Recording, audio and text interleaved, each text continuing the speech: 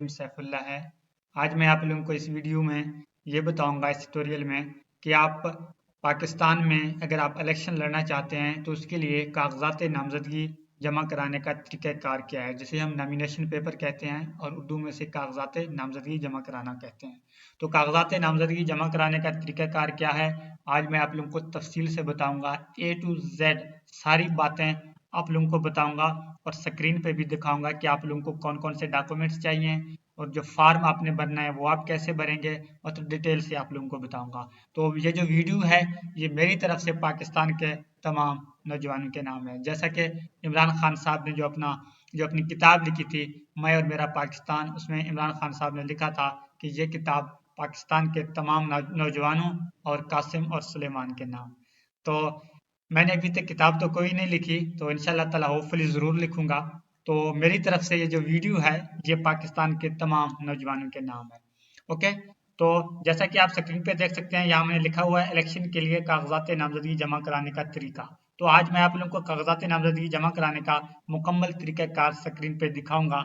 उसके ये वीडियो देखने के बाद इंशाल्लाह ताला आपको जो है ना सही तरीके से अपने कागजात नामजदगी फिल करेंगे और उसको जमा करेंगे और इलेक्शन भी कम्पीट करेंगे। मतलब कहने का ये, इसके बाद आप कंफ्यूज नहीं होंगे ये वीडियो देखने के बाद, इसलिए आपसे जितना हो सके इसको ज़्यादा से ज़्यादा शेयर करें। तो कागजात नामजदगी आप कैसे जमा कराएंगे, उसके लिए मैंने यहाँ कंटेंट बनाया है ताकि वीडियो देखने से पहले आपको सारी चीज़ें पता हों कि इस वीडियो में मैं आप लोगों को क्या क्या बताऊंगा। तो ये चीज़ें मैंने उर्दू में लिखी हैं, रोमन उर्दू में, ताकि हर कोई इसको अंडरस्टैंड कर सके, इसको पढ़ सके। तो अगर फिर भी आपको ये स्क्रीन पे ये चीज़ें नज़र नहीं आ रही तो फिर मैं कुछ नहीं कर सकता, इसके लिए सॉरी, माजरत। अच्छा, नंबर 1 पे क्या है हम मेरे पास, वो क्या लिखा हुआ है, कागजात नामजदगी जमा करने का तरीका। कागजात नामजदगी जमा करने का तरीका तो ओवरऑल ये जो वीडियो है ये उस पे है। ओके, तो कागजात नामजदगी जमा कराने का तरीकाकार क्या है इसको हम डिटेल से डिस्कस करेंगे। नंबर 2 पे है एहलियत, ताकि अगर आप किसी भी सीट से इलेक्शन कम्पीट करना चाहते हैं पाकिस्तान के कौमी असम्बली और सूबाई असम्बली से, तो आपको पता हो कि क्या आप नॉमिनेशन पेपर या कागजात नामजदगी जमा कराने के अहल भी हैं कि नहीं, ये भी मैं आप लोगों को इस वीडियो में बताऊंगा। ऐसा ना हो कि आप पेपर जमा कराएं और उसके बाद आपको पता हो लगे कि आप अहल ही नहीं थे। नंबर 3 पे हमारे पास है डॉक्यूमेंट कौन कौन से चाहिए, तो मैं आपको तफसील से बताऊंगा कि आपको डॉक्यूमेंट्स कौन कौन से चाहिए। नंबर 4 पे है नामजदगी फार्म हासिल हासिल करने, भरने और जमा करने का तरीकाकार। तो कागजात नामजदगी आप कैसे हासिल कर सकते हैं, उसको कैसे भरेंगे और उसको कैसे जमा करेंगे, कहाँ जमा करेंगे, ये भी मैं आप लोगों को इस वीडियो में डिटेल से बताऊंगा। उसके बाद है फी चालान भरने का तरीका। इसके लिए एक थोड़ी सी फीस होती है, सूबाई असम्बली के लिए भी और कौमी असम्बली के लिए भी। तो उसके जो फीस है उस फॉर्म को आप कैसे भरेंगे चालान को और कैसे उसको जमा करेंगे, ये भी मैं आप लोगों को तफसील से बताऊंगा। 6 नंबर पे है, छठे नंबर पे हमारे पास कागजात मंजूर ना होने की सूरत में आपने क्या करना है। इन केस अगर कोई इतराज लगता है तब आपने क्या करना है ताकि आपके कागजात मंजूर हों। नंबर 7 पे हमारे पास है, अगर आपको उसके बाद आपके कागजात या तो डायरेक्टली मंजूर हो जाते हैं या फिर कोर्ट के थ्रू आपने जब मंजूर कराने होते हैं, उसका तरीकाकार जब आप करते हैं, जब आपके एक्सेप्ट हो जाते हैं, आपके डॉक्यूमेंट्स, आपकी नामजदगी एक्सेप्ट हो जाती है, तो उसके बाद इंतखाबी निशान हासिल करने का तरीकाकार क्या है। नंबर 8 पे है इलेक्शन की तैयारी आप कैसे करेंगे।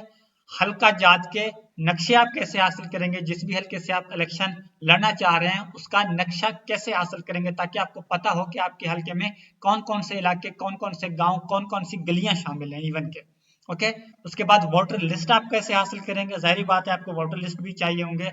और उसके अलावा जो है ना आपको ये भी पता होना चाहिए कि आप जिस हल्के से इलेक्शन लड़ना चाह रहे हैं उसमें कितने पोलिंग स्टेशन हैं। तो ये आप कैसे पोलिंग स्टेशन की लिस्ट कैसे हासिल कर सकते हैं, वोटर लिस्ट कैसे हासिल कर सकते हैं, नक्शा कैसे हासिल कर सकते हैं, ये भी मैं आप लोगों को इस वीडियो में बताऊंगा। जमा करने का तरीका, तो याद रखिए जो तरीका मैं आप लोगों को बता रहा हूँ ये तरीका सूबाई और कौमी असम्बली के लिए है, सिर्फ और सिर्फ। अगेन मैं रिपीट करूँ, ये तरीका सूबाई और कौमी असम्बली के लिए, मतलब पाकिस्तान के चारों सूबों, मतलब पाकिस्तान के चारों सूबों और कौमी असम्बली में जो अगर आप इलेक्शन कम्पीट करना चाहते हैं उनके लिए तरीकाकार ये है। तो मैं अपनी तरफ से भरपूर कोशिश करूंगा, क्योंकि मुझे एक्सपीरियंस भी है कागजात नामजदगी फार्म जमा कराने का जो प्रोसेस है वो मैं ऑलरेडी भी कर चुका हूं। तो मैं अपने एक्सपीरियंस के बेसिस पे आप लोगों के साथ ये प्रोसेस शेयर कर रहा हूँ। ओके, तो पाकिस्तान के चारों सूबों और कौमी असम्बली के लिए ये तरीकाकार है। तो नंबर 1 पे हम आते हैं अहलियत पे कि इलेक्शन लड़ने के लिए अहलियत क्या है। तो अहलियत की अगर मैं बात करूं, इलेक्शन कमीशन ऑफ पाकिस्तान की वेबसाइट पे भी आप जाके अहलियत चेक कर सकते हैं, वहाँ डिटेल से चीज़ें लिखी हुई हैं, लेकिन जो मोटी मोटी चीज़ें हैं वो मैंने यहाँ लिखी हैं। एक तो ये है कि इलेक्शन लड़ने के लिए आपकी जो उम्र है वो 25 साल से कम ना हो। अगर आपकी उम्र 25 साल से कम है तो आप इलेक्शन लड़ नहीं सकते। और सेकंड नंबर पे यह है कि आपका वोट रजिस्टर होना लाजमी है। तो वोट रजिस्टर होना लाजमी है, तो इसके लिए जाहिर बात है आपके पास शनाख्ती कार्ड है तो आपका वोटर रजिस्टर्ड है, और अगर आप 25 साल के हैं तो आपके पास ऑब्वियसली शनाख्ती कार्ड भी है। तो ये मैं इसलिए ब्रीफ कर रहा हूँ क्योंकि बात औकात लोग फिर जो कुछ मैं बता चुका होता हूँ उसमें फिर सवाल करते हैं। तो वोट रजिस्टर होना लाजमी है। वोट रजिस्टर होने के लिए यहाँ उसको मैं थोड़ा सा ब्रीफ भी करूंगा, एक्सप्लेन करूंगा। तो अगर तो आप कौमी असम्बली मतलब नेशनल असेंबली एनए की सीट पे इलेक्शन लड़ना चाहते हैं तो उसके लिए पाकिस्तान के किसी भी सूबे में किसी भी शहर में आपका वोट रजिस्टर है, आप नेशनल असेंबली के किसी भी हलके से इलेक्शन लड़ सकते हैं। लेकिन याद रखें, सूबाई असेंबली के किसी भी हलके से इलेक्शन लड़ने के लिए ये जरूरी है कि उसी सूबे के किसी भी शहर में आपका वोटर रजिस्टर हो। फॉर एग्जाम्पल अगर आपका ताल्लुक पंजाब से है तो इसके लिए जरूरी है कि पंजाब के किसी भी शहर में आपका वोट रजिस्टर हो। तो अगर आपका वोट पंजाब में रजिस्टर है तो आप पाकिस्तान के किसी और सूबे से इलेक्शन नहीं लड़ सकते, सूबाई असेंबली का इलेक्शन नहीं लड़ सकते। अगेन मैं इसको रिपीट करूँ, आप कंफ्यूज ना हो जाएं। कौमी असेंबली के लिए आपका वोट पाकिस्तान के किसी भी शहर में किसी भी सूबे में रजिस्टर्ड है, आप कहीं से भी कौमी असेंबली का इलेक्शन लड़ सकते हैं। लेकिन सूबाई असेंबली का जो इलेक्शन है उसके लिए जरूरी है कि आपका वोट आपके सूबे में रजिस्टर हो, आपके सूबे में किसी भी शहर में हो। अगर आपका ताल्लुक पंजाब से है तो आपका पंजाब के किसी भी शहर में वोट रजिस्टर होना लाजमी है, तो आप किसी दूसरे सूबे में जाके सूबाई असेंबली का इलेक्शन लड़ नहीं सकते। ओके जी, जस्ट मैं एग्जांपल दे रहा हूँ।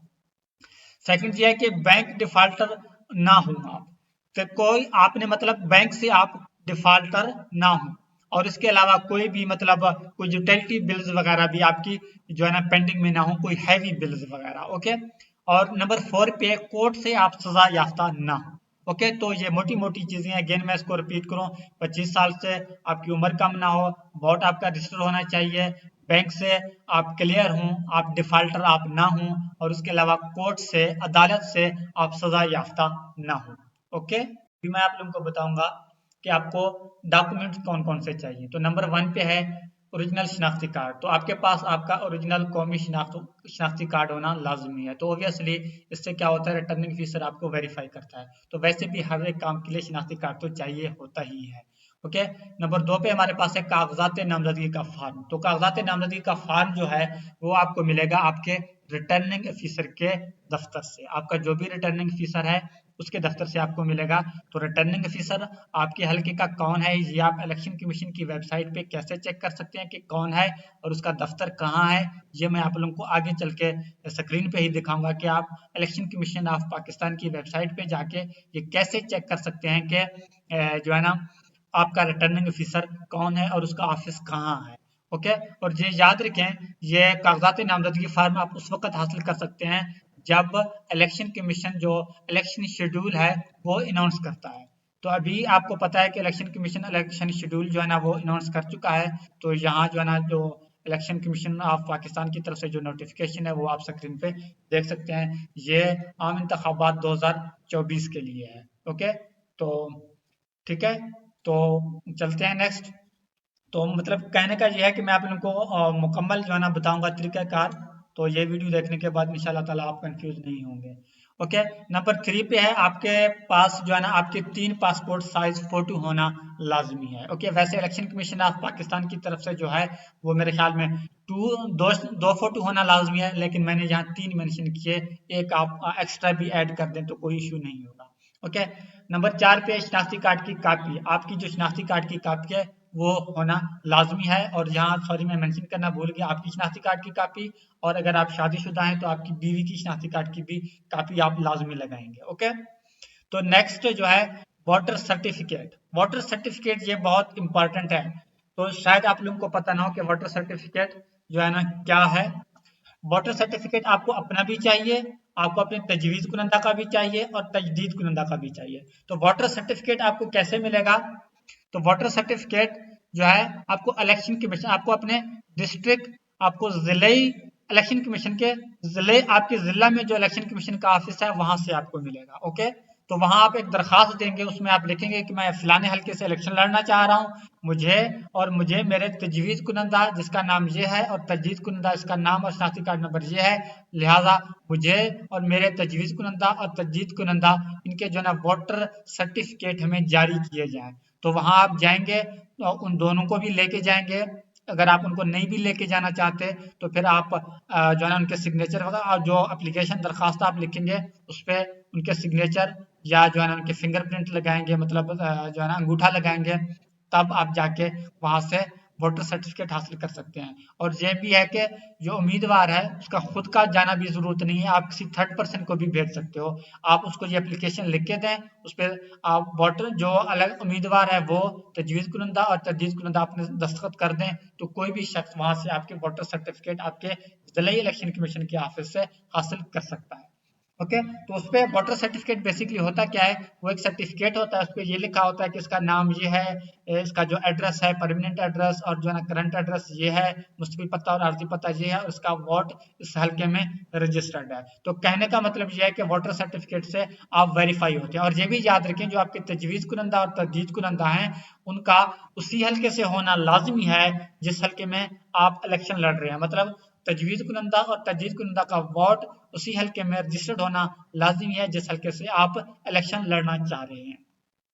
तो नंबर 6 पे हमारे पास है प्रॉपर्टी डॉक्यूमेंट्स। प्रॉपर्टी डॉक्यूमेंट्स आपके नाम की जितनी भी प्रॉपर्टी है, आपकी जितनी भी साथ है, उन सबके डॉक्यूमेंट्स आपको चाहिए। आपके पास आपकी जो है ना मतलब आपके पास प्लॉट्स हैं, आपके पास जो है ना आपकी गाड़ी है, उसके अलावा कोई भी प्रॉपर्टी है पाकिस्तान में या पाकिस्तान से बाहर, उसके जो है ना मुकम्मल डॉक्यूमेंट्स आपको चाहिए। और उसके अलावा आपके फैमिली मेंबर, आपके बच्चे जो आप पे डिपेंड करते हैं, जो आपकी ज़ेर किफ़ालत हैं, आपने उनके भी जो है ना जो एसेट्स हैं वो आपने लाजमी डिक्लेयर करने होते हैं। जितनी प्रॉपर्टी है आपने वो सब डिक्लेयर भी करना होता है और उसके डॉक्यूमेंट्स भी आपके पास होना लाजमी है। एज पर जो डिटेल्स हैं जो फॉर्म है उस पर तो ये लिखा हुआ है कि आपने डॉक्यूमेंट्स लाजमी अटैच करने हैं। तो मैंने जब आप नॉमिनेशन पेपर जमा कराए थे तब मैंने भी डॉक्यूमेंट्स अटैच किए थे, लेकिन मैंने देखने को वहां मैंने ये देखा था, देखने को काफी लोग मुझे मिले थे उन्हें प्रॉपर्टी डॉक्यूमेंट्स नहीं लगाए थे, इसके बावजूद भी लोगों के नॉमिनेशन पेपर एक्सेप्ट तो हुए थे।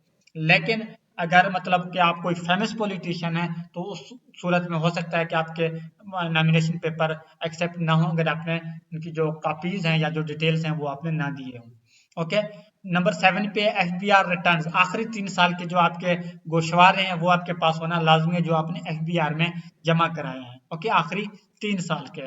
तो अगर आप FBR में रजिस्टर्ड हैं तो ये लाजमी है, अगर आप FBR में रजिस्टर्ड नहीं हैं तो फिर ये लाजमी नहीं है। और नेक्स्ट ये है कि बैंक अकाउंट और बैलेंस, आपकी जितनी भी बैंक अकाउंट हैं आपने वो लाजमी जो है ना उनके डिटेल्स आपके पास होना लाजमी है, उनका बैंक अकाउंट्स के आपके जितने भी बैंक अकाउंट्स हैं बैंक अकाउंट का नंबर और हर एक बैंक अकाउंट में कितना बैलेंस है वो आपको पता होना लाजमी है। ओके, वो आपने मेंशन करना होते हैं फॉर्म में। ओके, 9 पे specific bank account for election, election commission के बायलाज के मुताबिक जो भी शख्स इलेक्शन लड़ना चाह रहा है जो उसके लिए आपके लिए जरूरी है कि आप एक स्पेशल अकाउंट ओपन कराएं इसके लिए, ताकि आप उसमें पैसे जमा कराएं और उसके बाद आप उसी बैंक अकाउंट से पैसे निकालेंगे अपने इलेक्शन के अखराजात के लिए। तो इलेक्शन के अखराजात के लिए ना तो आप किसी और से पैसे ले सकते हैं और ना ही आप किसी और बैंक अकाउंट से पैसे निकाल सकते हैं। तो जो भी बैंक अकाउंट आप अपने इलेक्शन के अखराजात के लिए ओपन कराएंगे आप उसी अकाउंट के पैसे ही अपने इलेक्शन के लिए इस्तेमाल करेंगे इलेक्शन कमीशन के बायलाज के मुताबिक। और यह कि स्पेसिफिक बैंक अकाउंट के लिए एफिडेविट नंबर 10 पे है। तो जब आप कागजात नामजदगी जमा कराएंगे, जो मैं आपको आगे चल के बताऊंगा, वहां आपने एफिडेविट भी देना है कि मैंने अपने इलेक्शन के लिए ये अकाउंट ओपन कराया है और मैं अपने इलेक्शन के जितने भी अखराजात होंगे इसमें मैं जो पैसे जमा कराऊंगा और इसी से मैं जो है ना अपने अखराजात बियर करूंगा, बर्दाश्त करूंगा, इसी से मैं पैसे निकालूंगा अपने इलेक्शन के लिए। ओके, तो नेक्स्ट जो है आपके पास बैरन मिल्क विजिट स्टे डिटेल्स, अगर आपने मतलब आप नॉमिनेशन पेपर कागजात नामजदगी जमा कराए हैं, जिंदगी में जब भी आप जिस भी मुल्क में आप विजिट पे गए हैं, काम के लिए गए हैं, जिस भी काम के लिए गए हैं, वो आपने कागजात नामजदगी फार्म में ये लाजमी बताना होता है कि आपने कौन कौन से मुल्क विजिट किए, या अगर आप काम के लिए गए हैं तो आप कितने अरसे के लिए किस मुल्क में रहे हैं, तो ये भी आपको पता होना लाजमी है। अगर आपने 4-5 मुल्क विजिट किए, विजिट पे गए हैं, तो आपको पता होना चाहिए कौन से मुल्क में आप कब गए थे और कब वापस आए हैं। ओके, अगर आप काम के लिए गए हैं, वर्क के लिए, तब भी आपने ये मेंशन करना है कि आप कौन से मुल्क में काम के लिए कब गए थे और कब वापस आए। नंबर 12 पे है बिजनेस डॉक्यूमेंट्स। अगर आप कोई बिजनेस वगैरह करते हैं, उसके भी जो छोटे मोटे डॉक्यूमेंट्स हैं या रजिस्ट्रेशन सर्टिफिकेट्स वगैरह हैं, वो भी आपने देने होते हैं। तो 13 पे जो आपका है वो है एजुकेशनल डॉक्यूमेंट्स। आपके जो एजुकेशनल डॉक्यूमेंट्स हैं वो भी आपके पास होना लाजमी है। ओके, डिग्रीज वगैरह या कुछ भी। ओके, एजुकेशन डॉक्यूमेंट्स के बाद है फॉर्म बी स्टाम्प पेपर पर। तो ये फॉर्म बी स्टाम्प पेपर पे क्या है, ये आपको अभी समझ नहीं लगेगी। ये जब मैं आप लोगों को फॉर्म भरने का तरीकाकार बताऊंगा, वहां से आपको बताऊंगा कि स्टाम्प पेपर पे आपने फॉर्म बी कैसे बनाना है। नंबर 15 पे फी चालान। जैसा कि मैं आप लोग को बता चुका हूँ कि सूबाई असेंबली के लिए भी इलेक्शन लड़ने के लिए एक फी आपने जमा करानी होती है, और कौमी असेंबली के लिए भी आपने एक फी जमा करानी होती है। तो आप उस चालान को कैसे हासिल करेंगे, उसको कैसे भरेंगे, ये तरीकाकार मैं आप लोगों को आगे चल के बताऊंगा। तो अभी हम चलते हैं, मैं आप लोगों को डिटेल से बताऊंगा कि आपने क्या करना है। सबसे पहली बात तो ये है कि ये ओवरव्यू देने के बाद जैसे ही election commission of Pakistan election schedule जारी करता है, आपने वो देखना है। ओके, तो इलेक्शन शेड्यूल सबसे पहले हम देखते हैं। जैसे कि आप देख सकते हैं कि जो है ना, जो इंतखाबात हैं वो 8 फरवरी को हैं। अब ये होते हैं नहीं होते, ये तो अलग बात है। जो प्रोसेस है, जो तरीकाकार है, मैं आप लोगों को बता रहा हूँ, वो यही है। तो यहाँ इलेक्शन कमीशन ऑफ पाकिस्तान की वेबसाइट से आप ये हासिल कर सकते हैं। ओके, और ट्विटर को, इलेक्शन कमीशन ऑफ पाकिस्तान की जो ट्विटर अकाउंट है उसको भी आप लाजमी फॉलो करें, ताकि वहां से आपको सारी इन्फॉर्मेशन मिलती रहे। तो इन्फॉर्मेशन लेने के लिए दो ही तरीकाकार होते हैं, ट्विटर और जो है ना वेबसाइट। ओके, तो यहाँ आप देख सकते हैं कि एक स्केड्यूल होता है कि रिटर्निंग ऑफिसर कब पब्लिक नोटिस इशू करेंगे।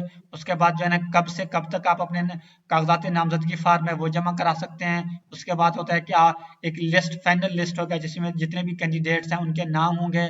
उसके बाद जो है ना सिक्योरिटी होगी, जब आप डॉक्यूमेंट जमा कराएंगे, वो रिटर्निंग ऑफिसर आपके डॉक्यूमेंट्स को देखेगा कि इसमें कोई इतराज वाली बात तो कोई नहीं है। अगर कोई डॉक्यूमेंट्स वगैरह कम होंगे तो वो आपको बता देंगे कि ये डॉक्यूमेंट्स जमा कराएं।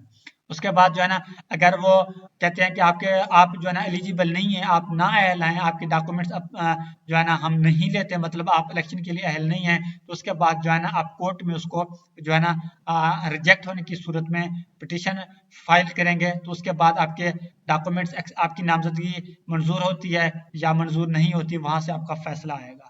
तो उसके बाद जो है ना एक डेट होती है कि जाहिर बात है वो तो आपको कंफर्म हो जाएगा। उसके बाद जो है ना, जो फाइनल कैंडिडेट्स होंगे, रिटर्निंग ऑफिसर एक नोटिफिकेशन जारी करेगा, वहाँ जितने भी कैंडिडेट्स हैं उनके नाम होंगे और उनके एड्रेसेस वगैरह सब होंगे। तो उसके बाद होता है कि अगर कोई जो है ना शख्स स्टेप डाउन करना चाहता है, जैसे कि उसको आम जबान में कहते हैं बैठना, तो कोई इलेक्शन से दस्तबरदार होना चाहता है, बैठना चाहता है, तो एक तारीख होती है कि फलाने दिन तक आप जो है ना अपने नॉमिनेशन पेपर वापस ले सकते हैं। तो उसके बाद जो है ना अलॉटमेंट ऑफ इलेक्शन सिंबल, तो उसके बाद होता है कि आपने अप्लाई करना होता है कि जो फाइनल लोग होते हैं, तो उन्होंने अप्लाई करना होता है कि मुझे जो है ना कौन सा जो है ना इंतखाबी निशान चाहिए। तो जिन लोगों का ताल्लुक पॉलिटिकल पार्टीज से होता है, तो उनको तो पहले से पता होता है कि हमारा इंतखाबी निशान क्या है। लेकिन जो इंडिपेंडेंट कैंडिडेट, जिसे हम आज़ाद उम्मीदवार कहते हैं, तो वो अपना इंतखाबी निशान खुद वहां से सेलेक्ट करते हैं कि मुझे ये इंतखाबी निशान चाहिए। ये मैं आप लोगों को आगे चल के बताऊंगा। तो इंतखाबी निशान की बात जो हम यहाँ कर लेते हैं वैसे। तो रिटर्निंग ऑफिसर जो भी तारीख देता है कि अलॉटमेंट ऑफ इलेक्शन सिंबल, जैसे कि यहाँ 13 जो है ना जनवरी है, तो 13 जनवरी को सारे कैंडिडेट्स वहां जाएंगे और रिटर्निंग ऑफिसर उनको एक लिस्ट दिखाएगा, उनसे कहेगा कि आपको कौन सा इंतखाबी निशान चाहिए। तो आप उसको इंतखाबी निशान बताएंगे, उसका एक सीरियल नंबर होता है। फॉर एग्जाम्पल आप कहते हैं कि यार 101 सीरियल नंबर पे फिलाना जो है ना इंतखाबी निशान है, मुझे ये चाहिए। फिलाना कहता है कि मुझे 102 पे है वो चाहिए। दूसरा कहता है कि सीरियल नंबर 70 पे जो है ना मुझे ये चाहिए। तो उसके बाद पहली बात तो ये है कि जाहिर बात है जितने भी आज़ाद उम्मीदवार होते हैं, हर कोई अलग अलग जो है ना इंतखाबी निशान मुंतखब करता है, तो कोई दूसरे का मुंतखब नहीं करता। अगर ऐसा हो कि फॉर एग्जाम्पल 2 या 3 उम्मीदवारों ने एक ही निशान सेलेक्ट किया, तो उस सूरत में रिटर्निंग ऑफिसर फिर वहाँ जो है ना वोटिंग करता है, मतलब पर्ची वगैरह से कि किसका नाम किस से आता है। तो फिर उसके बाद जो है ना आप उसको चेंज भी कर सकते हैं, या फिर जो रिटर्निंग ऑफिसर है वो आपको अपनी मर्जी का इंतखाबी निशान अलॉट करता है। तो उसके बाद आपने जाना होता है अपने हल्के में इलेक्शन कम्पीट करने के लिए। तो ये इलेक्शन कम्पीट करने की तैयारी आप कैसे करेंगे, ये जो है ना नक्शा वगैरह, वोटर लिस्ट, पोलिंग स्टेशन की लिस्ट आप कैसे हासिल कर सकते हैं, वो मैं आप लोगों को आगे चल के बताऊंगा। तो अभी मैं आपको बताऊंगा कि सबसे पहले जैसा कि मैं आप लोगों को ऑलरेडी बता चुका हूँ, उसी में हम चलेंगे। सबसे पहले यह है कि यहाँ कहाँ गया यार यहाँ क्या है। सबसे पहली बात तो यह है कि जैसे ही इलेक्शन अनाउंस हो जाए, वेबसाइट पे क्लिक करेंगे तो अभी आप देख सकते हैं कि मैं इलेक्शन कमीशन ऑफ पाकिस्तान की वेबसाइट पे आ चुका हूँ।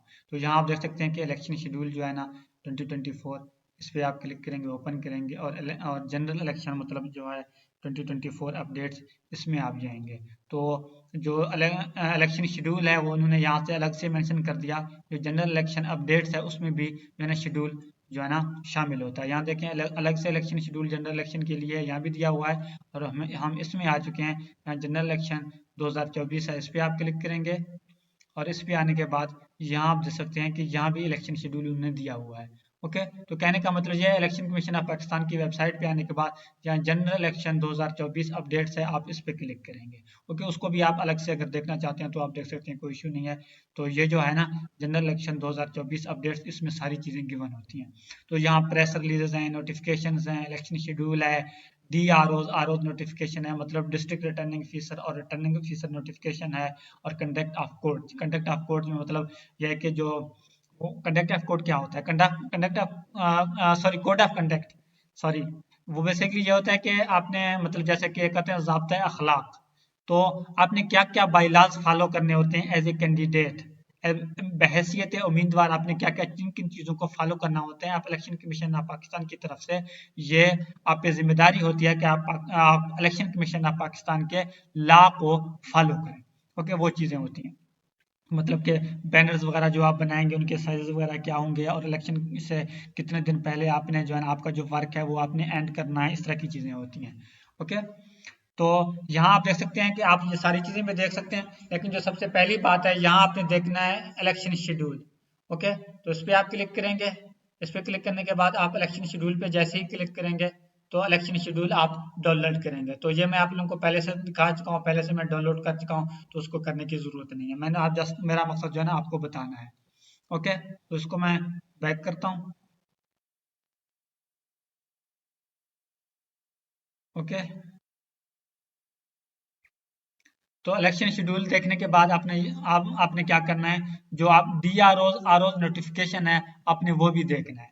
इसमें आपको क्या होगा, इसमें आपको ये पता चलेगा कि आपका जो रिटर्निंग ऑफिसर है वो कौन है। तो ये आप देख सकते हैं कि नेशनल असेंबली, सॉरी, ये रिजर्व सीट के लिए रिटर्निंग ऑफिसर्स हैं, ये प्रोविंशियल असेंबली के लिए रिटर्निंग ऑफिसर्स हैं, ये नेशनल असेंबली के लिए रिटर्निंग ऑफिसर हैं, ये डिस्ट्रिक्ट रिटर्निंग ऑफिसर हैं। जो डिस्ट्रिक्ट रिटर्निंग ऑफिसर हैं उनको कैंडिडेट से कोई खास लेना देना नहीं होता। तो आप सूबाई असेंबली के अगर किसी हल्के से इलेक्शन लड़ रहे हैं तो आप provincial assembly R O and A R O के जो है ना जो फाइल है आप उसको ओपन करेंगे। अगर आप नेशनल असेंबली की नशस्त से इलेक्शन लड़ना चाह रहे हैं तो आप नेशनल असेंबली रिटर्निंग ऑफिसर की जो है आप इसको ओपन करेंगे। और इन केस अगर आप सूबाई असेंबली से भी लड़ना चाह रहे हैं और कौमी असेंबली से भी लड़ना चाह रहे हैं तो आप इनको दोनों को देखेंगे। तो फॉर एग्जाम्पल यहाँ मैं प्रोविंशियल असेंबली की जो है ये भी मैं ओपन करता हूँ, और नेशनल असेंबली की भी ओपन करता हूँ। ओके,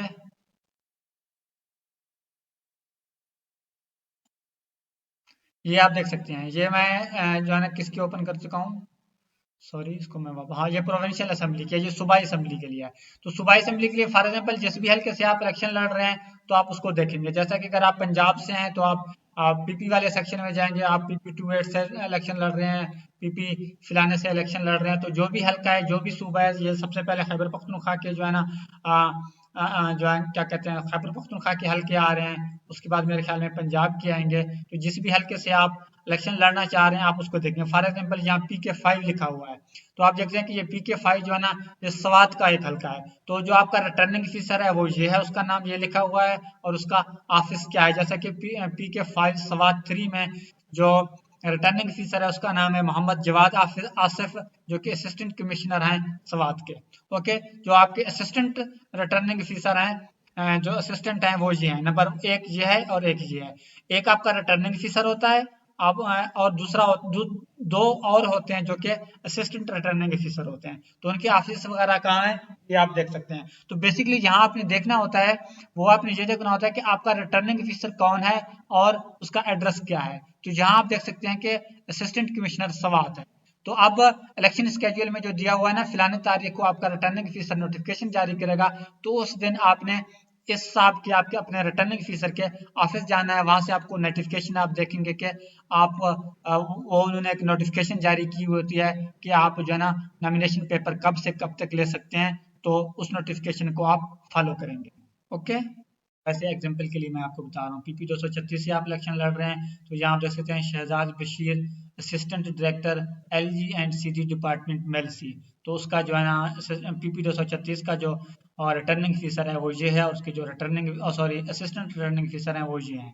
सेम इसी तरीके से जो पीपी 237 है भावल नगर, उसका जो रिटर्निंग ऑफिसर है वो अहमद जावेद चीमा है, असिस्टेंट कमिश्नर मिंचनाबाद, और जो उसके असिस्टेंट रिटर्निंग ऑफिसर हैं वो ये हैं। तो कहने का मतलब ये है कि नोटिफिकेशन के मुताबिक जिस दिन आपका रिटर्निंग ऑफिसर जो नोटिफिकेशन जारी करेगा, मैं आप लोगों को यहाँ आप दिखा भी दूंगा, जैसा कि इस नोटिफिकेशन पे मेंशन है कि पब्लिक नोटिस जारी करेगा रिटर्निंग ऑफिसर 19 तारीख को, 19 दिसंबर को।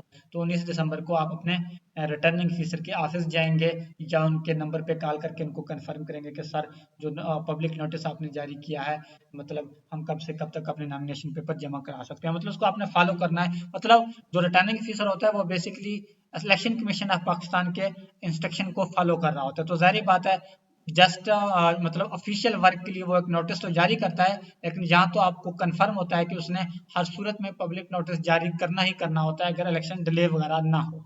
ओके, तो ये चीज़ है।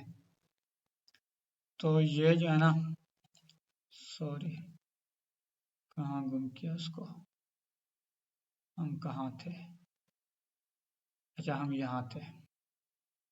ओके, तो सेम इसी तरीके से अगर आपको जिस भी सूबे से इलेक्शन लड़ रहे हैं, जिस भी नेशनल असेंबली से लड़ रहे हैं, तो सबसे पहले आप क्या करेंगे, यहाँ आके प्रोविंशियल असेंबली लिस्ट में और national assembly returning officer list में अपना रिटर्निंग ऑफिसर देखेंगे। ओके, उसके बाद आपने क्या करना है, उस दिन जिस दिन स्केड्यूल के मुताबिक जिस दिन आपका आपने रिटर्निंग ऑफिसर आपका पब्लिक नोटिस जारी करेगा, उस दिन आप अपने कौमी शिनाख्ती कार्ड जो आपका ओरिजिनल शिनाख्ती कार्ड होता है, चलो हम इसी की एग्जांपल लेते हैं कि 19 दिसंबर को आप अपना कौमी शिनाख्ती कार्ड लेके अपने मुतलका रिटर्निंग ऑफिसर के दफ्तर जाएंगे। आप खुद जाएंगे या फिर आपका आप आपके बिहाफ पे कोई भी शख्स जा सकता है। ओके, तो उसके लिए ये जरूरी नहीं है कि आप खुद जाएं, तो कोई भी शख्स आपके बिहाफ पे आपके जो कागजात नामजदगी का जो फॉर्म है वो वहां से हासिल कर सकता है। वहाँ रिटर्निंग ऑफिसर आपका या असिस्टेंट रिटर्निंग ऑफिसर आपका कौमी शिनाख्ती कार्ड देखेगा, और वो कहेगा कि हाँ इसका ताल्लुक पंजाब से है या जिस भी सूबे से है, मतलब वो आप ये देखेगा कि ये तो वो देखेगा कि यार अगर पंजाब में आप इलेक्शन लड़ रहे हैं, ऐसा तो नहीं है कि आपका जो शिनाख्ती कार्ड है उस पर आपका मुस्तकिल पता और आर्जी पता सिंध का है, तो ऐसे सूरत में आप पंजाब में इलेक्शन नहीं लड़ सकते। तो वो ये चीज़ें वेरीफाई करेगा, उसके बाद उसको पता चल जाता है, उसके बाद वो आपको आपके जो कागजात नामजदगी फार्म है खाली वो आपको देगा। तो कागजात नामजदगी फार्म जैसा कि पहले मैं बता चुका हूँ, वो अंग्रेजी में भी उनके पास दस्तयाब है और उर्दू में भी दस्तयाब है।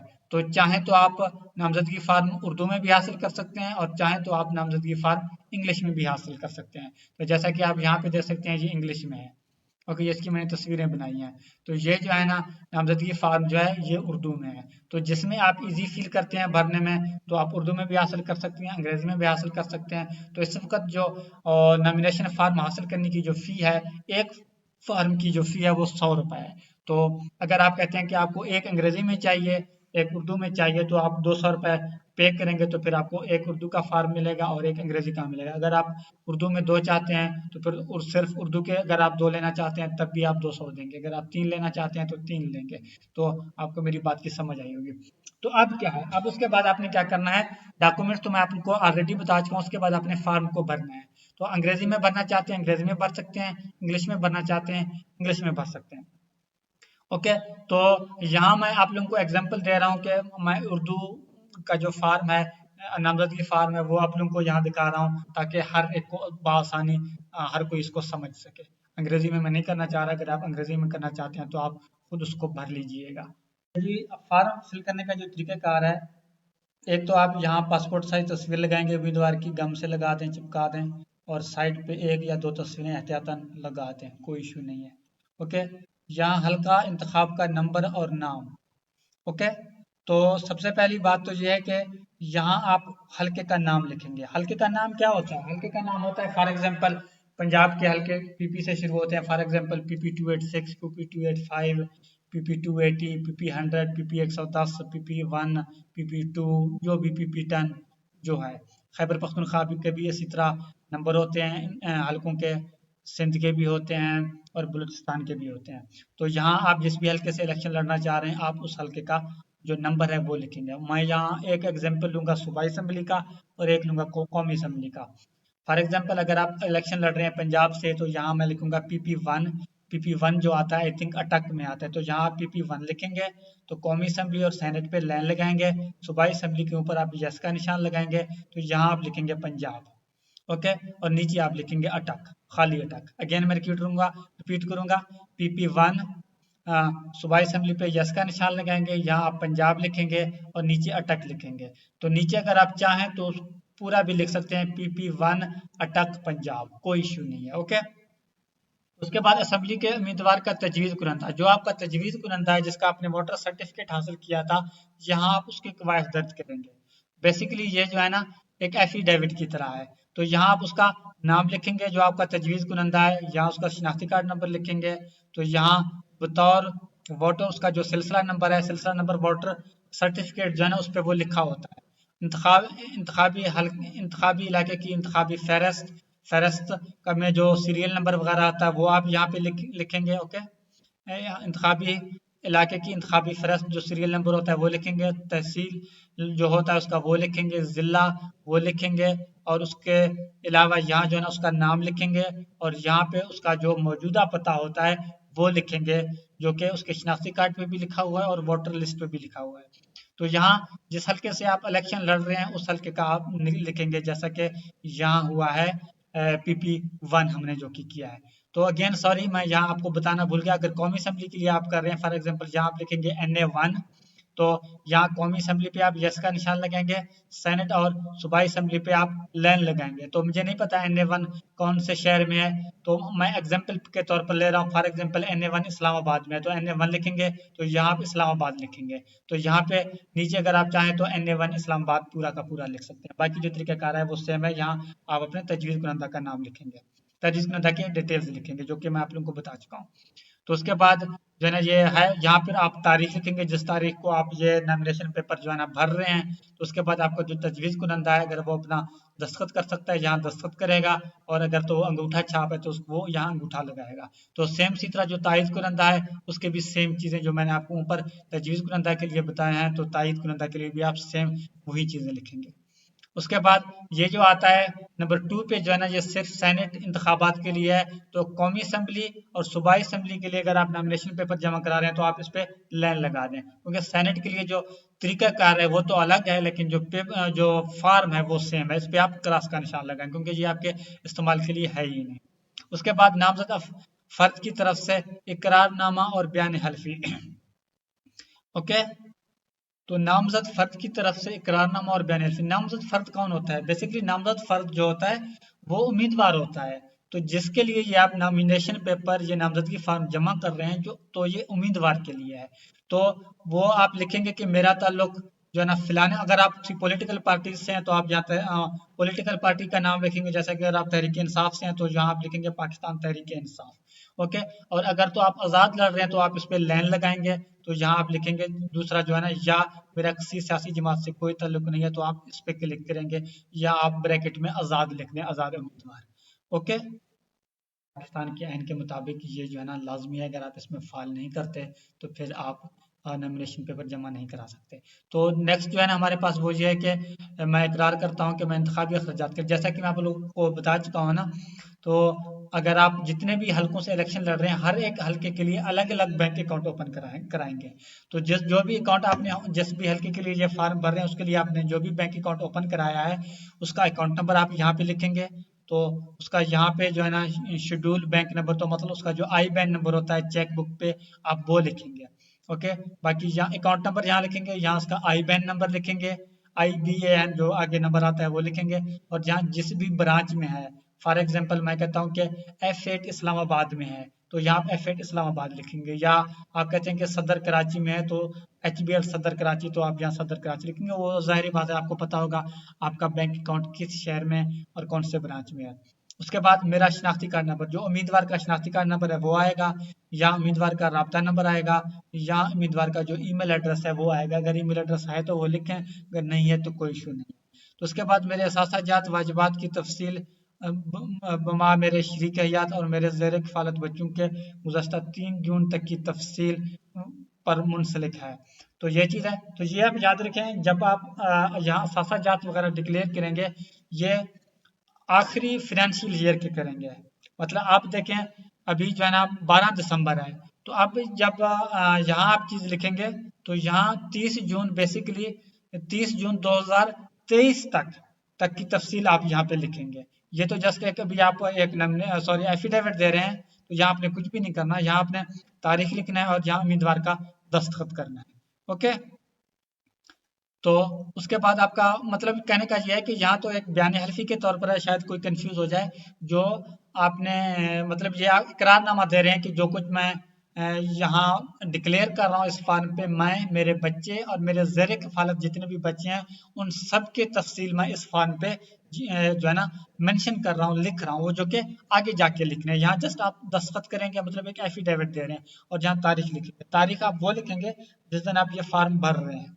ओके, तो आगे बयान हल्फी आपका आता है, यहाँ आप अपना नाम लिखेंगे, अपने वालिद का नाम लिखेंगे, और अगर आप शादीशुदा नहीं हैं, लड़की हैं, तो अपने वालिद का नाम लिखेंगे। और सेम इसी तरीका से मतलब आप समझ रहे हैं अपना नाम, और यहाँ जो है ना अपने वालिद का नाम लिखना होता है। अगर आप खातून हैं तो यहाँ अपना नाम लिखेंगे, और अगर आप शादीशुदा हैं तो अपने शोहर का नाम लिखेंगे, और अगर आप गैर शादीशुदा हैं तो अपने वालिद का नाम लिखेंगे। तो यहाँ उम्मीदवार अपने दस्तखत करेगा, और अगर उम्मीदवार पढ़ा लिखा नहीं है तो अंगूठा छाप है तो यहाँ अंगूठा लगाएगा। तो अगेन जो नेक्स्ट हमारे पास आता है ये सैनिक टेक्नोक्रेट के लिए है, तो इसको भी आप क्रॉस करेंगे, इस पे आप ज़र्ब लगाएंगे क्योंकि इससे आपको कोई लेना देना नहीं है। ओके, इस पे भी आप जो है ना ये जो टेक्नोक्रेट के लिए दो फॉर्म है जो कि सफ़ा नंबर 5 और सफ़ा नंबर 6 पे है, इसको आप क्रॉस करेंगे। तो नेक्स्ट जो आता है फॉर्म बे, तो फॉर्म बे बेसिकली जो होता है वो आपका सासा जात का होता है। ओके, तो असल बात कहानी ये शुरू होती है, जब तक आप फॉर्म बी को सही तरीके से फिल नहीं करेंगे तो आपके जो नामजदगी फॉर्म है वो रिटर्निंग ऑफिसर आपसे लेगा ही नहीं। ओके, अगर आपके एहसासे नहीं भी है तब भी आपने ये फिल करना है। ओके, तो यहाँ आप अपना नाम लिखेंगे, यहाँ जैसा कि आपको मैं पहले बता चुका हूँ सूबाई असम्बली पंजाब, सूबा सिंध, खैबर पख्तूनख्वा, जिस भी हल्के के लिए आप जमा कर रहे हैं वो लिखेंगे, और जहाँ हल्का का नाम लिखेंगे। और यहाँ आपने क्या लिखना है, जैसा कि मैं आपको बता चुका हूँ कि अभी दिसंबर 2023 है ना, तो जनवरी 2023 में आप जब आप फॉर्म ये जमा कराएंगे, बल्कि अभी दिसंबर में जमा करना है 20-21 को, अगर हम इंतखाबात 2024 की बात करें, तो फिर भी यहाँ आपने 30 जून 2023 लिखना है। अभी चल तो दिसंबर रहा है लेकिन फिर भी 30 जून 2023, क्योंकि आखिरी फाइनेंशियल ईयर आपने लिखना होता है। जो एफबीआर में अपने रिटर्न जमा कराते हैं उनको मेरी बात समझ आ रही होगी। अगर अगर आप अपने गोशवारे वगैरह जमा नहीं कर रहे तो फिर आपको मेरी बात की समझ ना आ रही होगी। जाहिर बात है आप किसी से हेल्प भी ले सकते हैं, किसी वकील वगैरह से। ओके, तो बाकी ये एफिडेविट इसको आप पढ़ लें। तो उसके बाद जहाँ क्या है गैर मनकूला जायदाद, जितने भी जायदाद आपके पाकिस्तान में मौजूद है वो आप लिखेंगे। ये प्रॉपर्टी या प्लाट है, घर है, जो भी प्रॉपर्टी है वो आप लिखेंगे। एक है, दो हैं, तीन है, चार हैं, 50 हैं, जो भी हैं। अगर आपके ज़्यादा हैं तो फिर आप अगर आप इस फार्म पे नहीं आते तो इस फार्म को आप एक्सटेंड भी कर सकते हैं, 2-3 फार्म भी लगा सकते हैं। और इसके अलावा अगर आप वर्ड या एक्सेल पे काम करना जानते हैं, अक्सर लोग उस पे करते हैं, तो वहां से भी आप इसको एक्सटेंड कर सकते हैं, ज़्यादा स्पेस बना सकते हैं। वीडियो देखने की ज़रूरत नहीं, कि वो या तो कोई पार्टी ज्वाइन करेगा ऑब्वियसली, या तो फिर वो किसी से हेल्प लेगा। ये आम लोगों के लिए, तो आम लोगों के इतने सासे नहीं होते। तो बैरून मुल्क अगर आपका कोई जायदाद वगैरह है वो आप यहाँ पे लिखेंगे। और जो है ना मनकूला सासा जात पाकिस्तान में मौजूद कारोबारी सरमाया, अगर आप कोई कारोबार वगैरह कर रहे हैं उनके तफसील वगैरह लिखेंगे। और इसके अलावा बैरून मुल्क से लाए गए तरसील करदा असासाजात, बैरून मुल्क से आप कोई पैसा वगैरह लाए हैं, कोई मशीनरी वगैरह लाए हैं कारोबार वगैरह के लिए, वो आप यहाँ पे मेंशन करेंगे। तो बेसिकली ज़्यादातर जो आम लोगों के होते हैं या तो थोड़े से सासे वगैरह होते हैं, कोई जो है ना प्लाट वगैरह है, कोई घर है जो आपको आपके जो है ना माँ बाप की तरफ से मिला है। ओके, तो वो चीज़ें हैं। तो आम लोगों की ये ज़्यादातर चीज़ें नहीं होती। अगर गैर मालिक से आप कुछ लाए हैं बैरून मुल्क से, तो वो आप कर सकते हैं। या बैरून मुल्क में आपने किसी भी ये जो है ना स्टॉक में जो है ना इन्वेस्ट किया हुआ है, उसकी तफसील वगैरह आप यहाँ मेंशन कर सकते हैं। या कोई आपने सेविंग सर्टिफिकेट्स वगैरह लिए हुए हैं, वो आप यहाँ पे मेंशन कर सकते हैं हर एक के सामने। तो नेक्स्ट हमारे पास आते हैं कौमी बचत सर्टिफिकेट, जैसा कि पाकिस्तान में भी आपने किसी भी बैंक वगैरह से लिए हुए हैं, उनकी तफसील वगैरह आप देंगे। तो नेक्स्ट आप देख सकते हैं रेहन गैर महफूज कर्जा जात वगैरह जो भी है वो आप यहाँ लिखेंगे। तो नेक्स्ट जो चीज़ है, अगर आपकी मोटरसाइकिल मोटर गाड़ियाँ, तो आपकी आपके पास गाड़ी है, आपके पास एक कार है या मोटरसाइकिल है, तो यहाँ आप साख्त लिखेंगे। जैसा कि आपके पास मैं यहाँ एग्जाम्पल लूंगा, मेहरान है मॉडल, फॉर एग्जाम्पल आप कहते हैं 2020, उसका जो भी रजिस्ट्रेशन नंबर है। फॉर एग्जाम्पल आपकी जो गाड़ी है मेहरान है, आप कहते हैं LEE लाहौर। अगर इस्लामाबाद में है तो मेहरान मॉडल 2020 गाड़ी नंबर फिलाना। अगर मोटरसाइकिल है फॉर एग्जांपल, तो मोटरसाइकिल का साख्त लिखेंगे। फॉर एग्जांपल जो है ना CD70 है या होंडा 125 है, वो लिखेंगे, मॉडल लिखेंगे और उसका रजिस्ट्रेशन नंबर लिखेंगे। 2-3 गाड़ियां हैं, 4 हैं, 5 हैं, सारे आप यहाँ पे मेंशन कर देंगे, जो है ना लिखेंगे। और जेवरात वगैरह हैं वो आप लिखेंगे, वजन क्या है, नोयत क्या है, सोना है, चांदी है या जो भी है। उसके बाद आपने बैंक अकाउंट्स देने हैं, जितने भी करंट अकाउंट हैं, डिपॉजिट्स हैं, सेविंग्स हैं, आप यहाँ जो है ना आप अपने बैंक अकाउंट 3 हैं, 4 हैं, 5 हैं, वो लिखेंगे। बैंक और ब्रांच का नाम भी लिखेंगे और अकाउंट नंबर भी लिखेंगे, और हर एक बैंक में कितना बैलेंस है उसके सामने आप बैलेंस भी लिखेंगे। और ज़ाती इस्तेमाल का फर्नीचर वगैरह है आप वो भी लिखेंगे अपना, आपके दफ्तर का फर्नीचर है, आपके घर का फर्नीचर है। फॉर एग्जांपल आप लिखते हैं कि उसकी जो मालियत है वो लिखेंगे। अब फॉर एग्जांपल आप सीधा सीधा लिख दें घर का जो है ना पर्सनल ज़ाती बेड बेड वगैरह और देगर जो है ना किचन किचन फर्नीचर जो भी है उसकी जो भी है वो आप आगे लिख देंगे। किसी शख्स को अगर आपने कोई सासाजात वगैरह ट्रांसफ़र किए अपने बच्चों वगैरह को, आप वो भी यहाँ पे मेंशन करेंगे। जो भी है गाड़ी है या सोना है या जो भी है कुछ भी है आप यहाँ लिख सकते हैं। कोई देगर सासाजात है वो भी आप यहाँ लिख सकते हैं। बाकी यहाँ ये आता है वाजिबात। वाजिबात वो होते हैं आपने किसी से उधार लिए हुए हैं, या आपने कोई इन्वेस्टमेंट हाउसिंग सोसाइटी में कोई प्लाट वगैरह लिया हुआ है, आपने उसके पैसे वगैरह देने हैं। वाजिबात आपने यहाँ पे मेंशन करने हैं। आखिर में आपने अपना नाम लिखना है, अपने वालिद का नाम लिखना है, या आप खातून हैं तो अपने शोहर का नाम, या फिर आप गैर शादीशुदा हैं तो फिर अपने वालिद का नाम लिखेंगे। तो अगेन 30 जून 2023 लिखेंगे आप जब भी। ज़ाहिर बात है ये जो ट्यूटोरियल है ये लॉन्ग टर्म के लिए है, ये चलता रहेगा जब तक ये प्रोसेस वगैरह चेंज ना हो। तो यहाँ पे आप अपना तारीख लिखेंगे जिस दिन आप ये कर रहे हैं, और जहाँ उम्मीदवार अपने दस्तखत करेगा, अगर पढ़ा लिखा नहीं है तो अंगूठा छाप है तो अंगूठा लगाएगा। तो ये जो है ये रिटर्निंग फीस के लिए है, इससे आपको कोई लेना देना नहीं है। ये भी रिटर्निंग फीस के लिए आपको कोई लेना देना नहीं। यहाँ बैलेट पेपर पर प्रिंट कराने के लिए उर्दू में दुरुस्त नाम, तो यहाँ आप अपना नाम लिखेंगे, यहाँ अपने हल्के का नाम लिखेंगे। सूबाई हल्का है, कौमी असम्बली है, और वो लिखेंगे सूबाई असम्बली पंजाब या सूबाई असम्बली सिंध, या कौमी असम्बली है तो कौमी असम्बली पर निशान लगाएंगे, वो लिखेंगे। आपको समझ आ रहा होगा।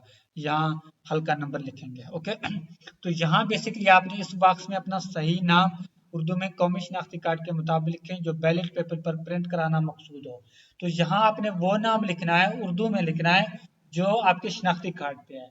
जैसा कि मेरा नाम है कलीम सैफुल्ला, तो यहाँ मैं नाम अपना कलीम सैफुल्ला लिखूंगा क्योंकि कौमी शनाख्ती कार्ड पे मेरा नाम कलीम सैफुल्ला है।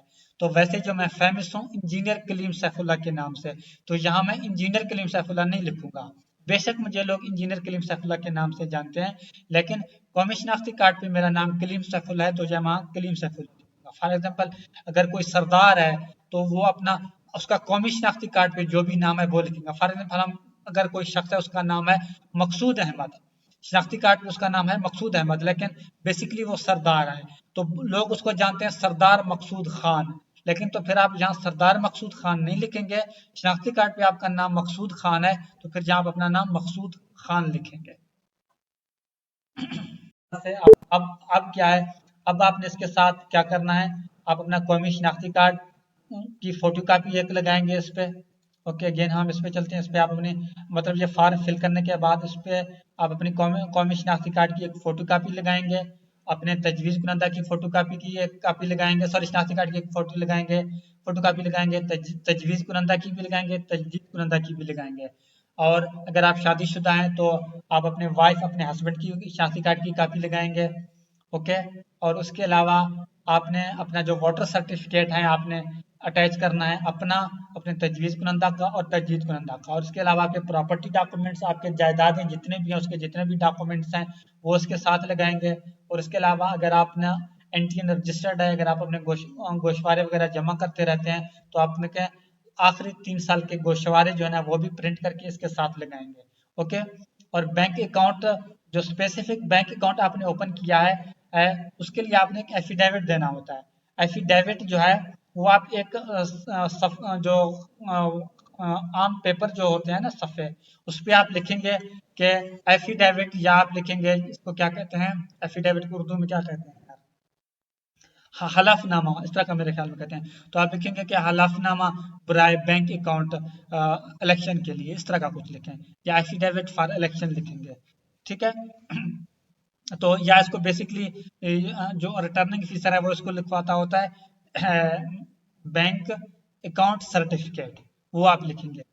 ठीक है, ऊपर से आप इसको हेड लाइन देंगे, फिर आप लिखेंगे मेरा नाम ये है, मेरा कौमी शनाख्ती कार्ड नंबर ये है, मैं बयान करता हूँ कि मैंने अपने सूबाई हल्का या कौमी असम्बली के हल्का फिलाने में इलेक्शन लड़ने के लिए ये बैंक अकाउंट ओपन कराया है, बैंक अकाउंट का नंबर ये है, और ये फिलाने शहर के फिलाने बैंक के फिलाने जो है ना ब्रांच में है, और नीचे अपना नाम और जो है ना दस्तखत वगैरह कर दें।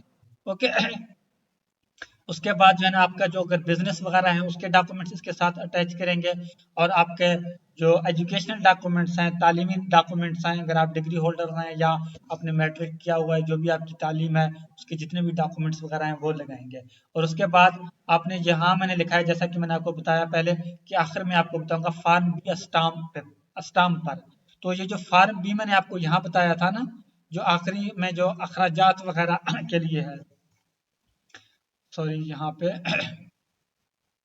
ये जो फार्म है, फार्म बी, फार्म बे, फार्म बे और फार्म बी एक ही होता है, इंग्लिश में फार्म बी है, उर्दू में फार्म बे है। तो ये जो फार्म बे है ना, ये पेज और ये वाजबात का जो पेज है, ये 3 पेज हैं, ये आपने स्टाम्प पे बनवाने हैं। ये आप स्टाम्प वाले के पास जाएं, उससे कहें कि इलेक्शन कमीशन ऑफ पाकिस्तान की वेबसाइट से फार्म बी को डाउनलोड करें, उसको स्टाम्प पे छापें, 100 रुपए वाले स्टाम्प पे बेशक उस पे छापेंगे।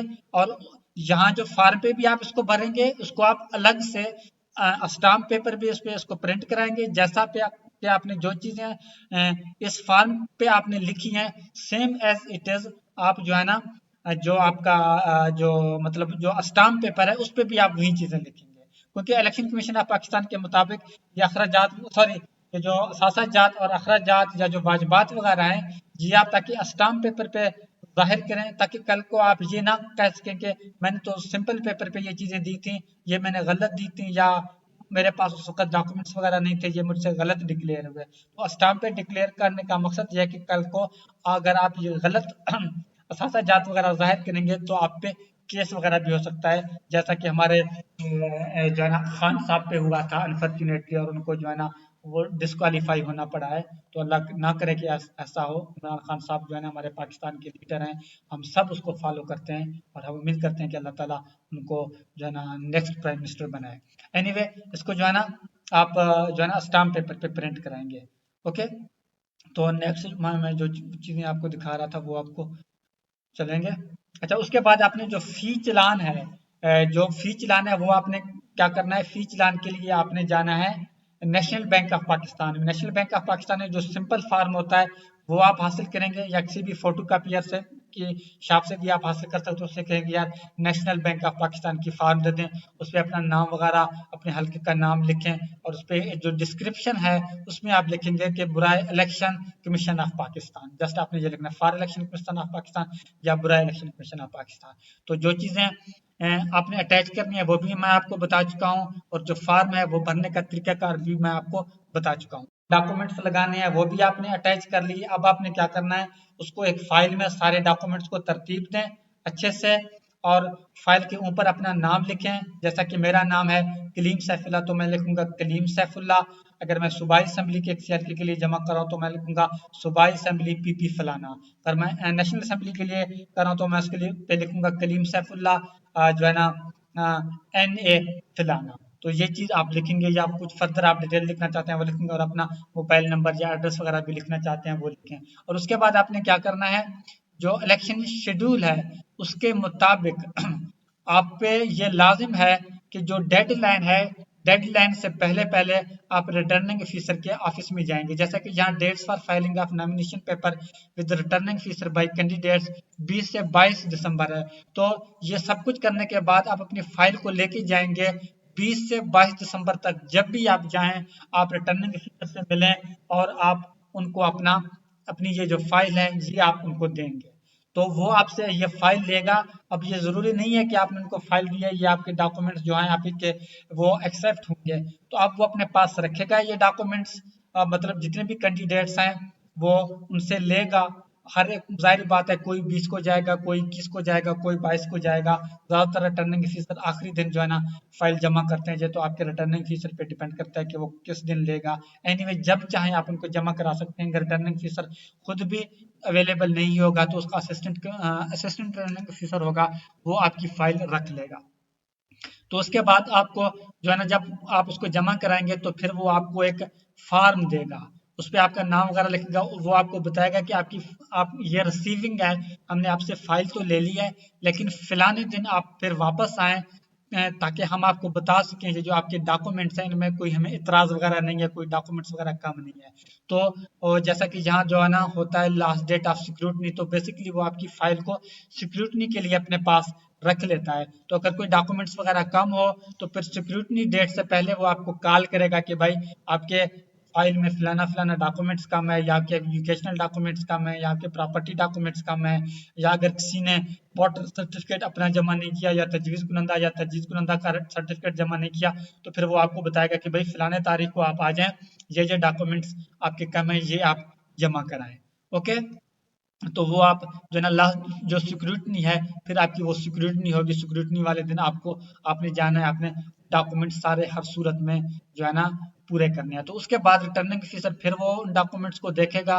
उसके बाद अगर कोई ऑब्जेक्शन वगैरह लगता है, जैसा कि आप बैंक के डिफाल्टर हैं इनको पता चल जाता है, या कोई भी शख्स आपके खिलाफ दरखास्त देता है कि इसकी नामजदगी मंजूर ना करें, कोई भी वो बहाना बना देता है, और इलेक्शन कमीशन के रिटर्निंग ऑफिसर को लगता है कि आपके डॉक्यूमेंट्स की मंजूरी नहीं होनी चाहिए, तो फिर वो आपकी मंजूरी को जो है ना रिजेक्ट भी कर सकता है, उनको नामंजूर भी कर सकता है। तो फिर नामंजूर होने की सूरत में फिर आप जो है ना अपील दायर करेंगे। अपील में आप वजह बताएंगे कि मेरे डॉक्यूमेंट्स क्यों जो है ना मंजूर होने चाहिए। तो फिर आप कोर्ट को लगता है कि आपके डॉक्यूमेंट्स अप्रूव होने चाहिए ट्राइब्यूनल कोर्ट को, तो फिर वो आपके डॉक्यूमेंट्स को एक्सेप्ट करेगा, मंजूर करेगा। रिटर्निंग ऑफिसर को वो एक मतलब हुक्मनामा जारी करेगा कि इस कैंडिडेट की मंजूरी करें, ओके, एक्सेप्ट किए जाएं। तो फिर रिटर्निंग ऑफिसर पर यह लाजिम है कि वो आपके डॉक्यूमेंट्स की मंजूरी दे। तो उसके बाद क्या होगा, उसके बाद जो है ना फाइनल एक लिस्ट जो है ना जारी करेगा रिटर्निंग ऑफिसर के, जितने भी कैंडिडेट्स ने अपने डॉक्यूमेंट्स जमा किए, वो एक रिवाइज लिस्ट फाइनल लिस्ट जारी करेगा। तो फाइनल लिस्ट के बाद फिर एक दिन होता है कि फलाना तारीख तक अगर कोई शख्स अपने डॉक्यूमेंट्स वापस लेना चाहता है, तो उस दिन तक कोई भी शख्स अपने डॉक्यूमेंट्स वापस भी ले सकता है, क्योंकि लोग पॉलिटिकल पार्टीज एडजस्टमेंट वगैरह भी बाज़ औक़ात करते होते हैं। तो उसके बाद allotment of ballot symbol, election symbol, ballot symbol एक ही चीज होता है, इंतखाबी निशान अलॉट होना होता है। तो अगर आप पॉलिटिकल पार्टीज से हैं तो आप अपना जो जो आपका टिकट है वो आप जमा कराएंगे। ये allotment of election, allotment of symbol day वाले दिन आप टिकट जमा कराएंगे। अगर आपके पास टिकट नहीं है तो फिर आप अपना इंतखाबी निशान मुंतखब करेंगे कि मुझे इंतखाबी निशान ये चाहिए। इसकी तफसील मैं आपको पहले बता चुका हूँ कि बैलेट सिंबल कैसे अलाट होता है। आप खुद भी मुंतखब कर सकते हैं। अगर 2-3 लोग एक ही सिंबल मुंतखब करें, फिर रिटर्निंग ऑफिसर फिर उनकी बैलेटिंग करता है कि किसको कौन सा जो है ना इंतखाबी निशान दूं, तो फिर वो आपको अपनी मर्जी से भी अलाट कर सकता है। और आप खुद अपनी मर्जी से भी कोई और ले सकते हैं अगर 2-3 लोगों ने एक ही जो है ना निशान जो है ना मुंतखब किया हो। तो वेबसाइट पे आप जाएं, वहां से अपने हल्के का जो है ना, क्या कहते हैं उसको यार, अपने हल्के का जो है ना नक्शा निकालेंगे। नक्शा निकालने के बाद आप अपने इलेक्शन कमीशन में जाएंगे और जो है ना, जाहिर बात है, सॉरी अगेन मैं आपको बताना भूल गया, ये अलॉटमेंट ऑफ इलेक्शन सिंबल जब आपको इंतखाबी निशान मिलेगा, उसके बाद इलेक्शन रिटर्निंग ऑफिसर जो है ना आपको एक नोटिफिकेशन जारी करेगा, एक लेटर जारी करेगा। उस पर वो लिखेगा कि भाई आपकी मंजूरी हो चुकी है फलाने हल्के में as a candidate provincial assembly के फलाने हल्के या कौमी असेंबली के फलाने हल्के, और आपका इंतखाबी निशान ये है। आप उस नोटिफिकेशन को लेके जाएंगे अपने इलेक्शन कमीशन के ऑफिस में, और अपना जो वेबसाइट से आपने नक्शा लिया है अपने हल्के का, वो आप चाहें तो इलेक्शन कमीशन ऑफ पाकिस्तान की वेबसाइट से डाउनलोड करके प्रिंट भी कर सकते हैं। किसी बड़े प्रिंट वाले के पास जाएं जिसमें आप A1 पे प्रिंट कराएं। और इसके अलावा आप अपना जो नॉमिनेशन सर्टिफिकेट है जिसपे वो लिखा हुआ है रिटर्निंग ऑफिसर ने कि आप कैंडिडेट हैं और आपका इलेक्शन सिंबल ये है, उसको आप लेके जाएंगे अपने इलेक्शन कमीशन के ऑफिस में, जिले इलेक्शन कमीशन के ऑफिस में, और आप उसके कहेंगे कि अब मैं नामजद उम्मीदवार हूं, मेरे पास जो है ना ये प्रूफ भी है, लिहाजा आप मुझे मेरे हल्के का नक्शा भी दें, और जो है ना जो जितने भी वोटर हैं वोटर लिस्ट भी मुझे दे दें। 2 लिस्ट ले लें, 3 लिस्ट ले लें, 4 लिस्ट ले लें, वो आप पे है। ज्यादातर जो है ना जितने भी पोलिंग स्टेशन है कम से कम उतने लिस्ट आप लाजमी लें, क्योंकि हर एक पोलिंग स्टेशन में आपने अपना एजेंट भी मुकर्रर करना होता है, ताकि एजेंट के पास जो है ना पोलिंग लिस्ट हो, ताकि वो पोलिंग वाले दिन उनकी रहनुमाई करे, उनको जो है ना वो स्लिप बना कर दे, ताकि वो उनको वोट डालने में आसानी हो। और उसके अलावा जितने भी पोलिंग स्टेशन की जो लिस्ट है वो भी आप अपने जिले जो है ना इलेक्शन कमीशन के ऑफिस से हासिल कर सकते हैं। तो होपफुली मैंने अपनी तरफ से भरपूर कोशिश की है कि आप लोगों की रहनुमाई करूं। तो A to Z सारी बातें बता चुका हूं। इसके बावजूद भी अगर आपको कोई कंफ्यूजन है, अगर आप यूट्यूब पे देख रहे हैं तो यूट्यूब पे कमेंट करें, फेसबुक पे देख रहे हैं तो फेसबुक पे कमेंट करें, आप मुझसे पूछ सकते हैं। मुझे दीजिए इजाजत। मेरा नाम कलीम सैफुल्लाह है। नेक्स्ट मिलेंगे किसी अच्छी वीडियो के साथ। अल्लाह ने के बाद।